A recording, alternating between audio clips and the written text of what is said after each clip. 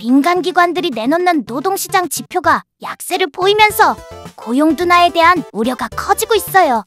언제는 고용이 둔화되니까 금리 인하될 거라고 시장이 좋아하더니 이젠 또 고용 둔화가 우려된다면서 증시가 빠지네요.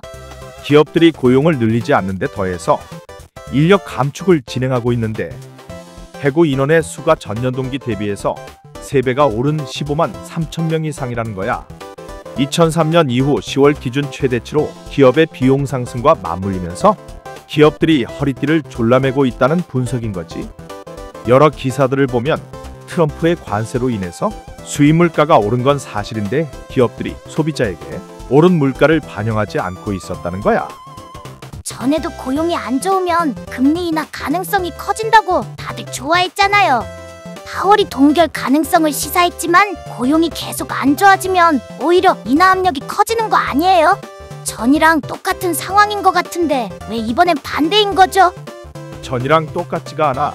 전에는 관세로 인한 물가 상승에 우려가 있었던 거고 지금은 데이터를 통해서 실제로 물가 상승이 있다는 걸 확인한 거고 전에도 얘기한 적이 있지만 물가 상승과 고용 둔화가 동시에 일어나면 연준은 물가를 우선적으로 잡아야 한다는 주장이 더 강한 힘을 얻게 될 거야.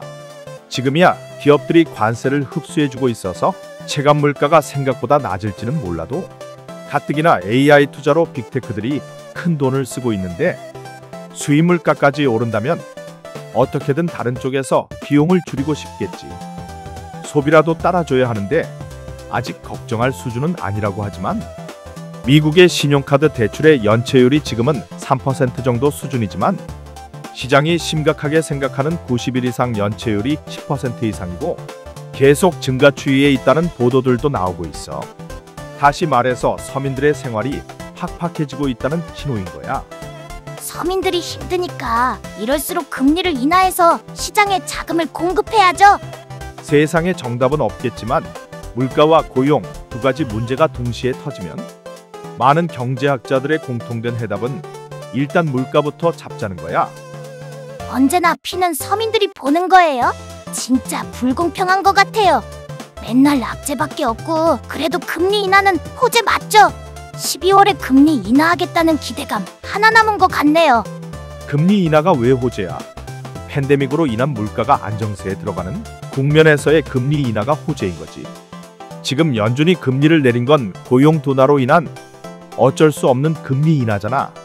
그럼 아예 호재는 없는 거예요? 내가 볼 때는 호재는 없는 것 같아. 그럼 어떻게 해요? 앞으로는 계속 빠지기만 하는 거예요? 악재가 있다고 빠지고 호재가 있다고 오르고 하면 다 돈 벌겠지. 악재가 있어도 오르고 호재가 있어도 빠지고 하니까 주식이 어려운 거야. 그럼 어떻게 해야 될까요? 우선 국내 상황은 일단 환율이 잡혀야 되고 미국은 빅테크들의 AI 사업에서 큰 수익으로의 전환을 보여줘야 시장이 안심할 거야. 원달러 환율이 오르면 외국인 입장에서는 좋은 거 아니에요? 주식을 싸게 살 수 있는 거잖아요. 그건 떨어지는 환율이 멈춰 있을 때의 얘기고 떨어지고 있는 상황에서는 달러를 원화로 환전하는 순간부터 가만히 숨만 쉬어도 손실이 생기는 거잖니.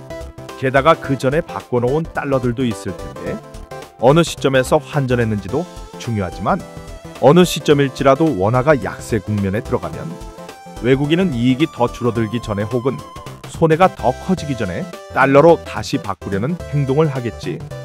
외환당국이 어떻게든 주말 사이에 환율을 잡아야겠네요. 마이클 버리도 며칠 전에 소셜미디어에 때로는 아무것도 하지 않을 때가 이길 수 있는 유일한 길이다 라고 말한 순간이 지금일지도 모르겠네요. 오늘 거래대금은 18조, 원달러 환율은 1,456원이다. 코스피는 4천이 결국 깨져서 3,953포인트의 장을 마감했다. 주말 동안 환율이 떨어져서 월요일에는 다시 4천을 돌파했으면 좋겠다. 공포에 빠진 사람도 있는가 하면 지금이 저가 매수 기회라고 생각하는 낙관론자들도 있다. 시장을 낙관하는 주체들이 있는 이상 크게 빠지거나 하는 일은 없겠지만 그들의 심리가 꺾이는 순간이 위험할 거라고 생각된다. 낙관론자들의 심리가 꺾이지 않으려면 일단 원달러 환율과 미 연방 셧다운이 해결돼야 할 것으로 보이는데 미 의회는 아직 만날 생각조차도 안 하고 있으니 진짜 한숨만 나오지 않을 수가 없구나. 이런 상황에서 샘 알트먼은 정부가 보증을 해줘야 한다는 똥볼까지 차가지고 시장에 찬물을 끼얹질 않나 나중에 주워 담긴 했지만, 연준이사들이 금리 인하에 대해 회의적인 반응을 내놓는 이때 꼭 그런 말을 해야 했을까? 진짜 그렇게 돈이 없나? 이번 하락이 조정장이라고 믿는 사람들이 아직 존재하는 만큼 큰 폭의 하락은 그래도 없을 것 같다.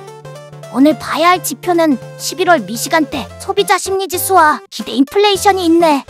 요즘 서민 경제가 안 좋다고 하는데 왠지 안 좋게 나올 것 같다.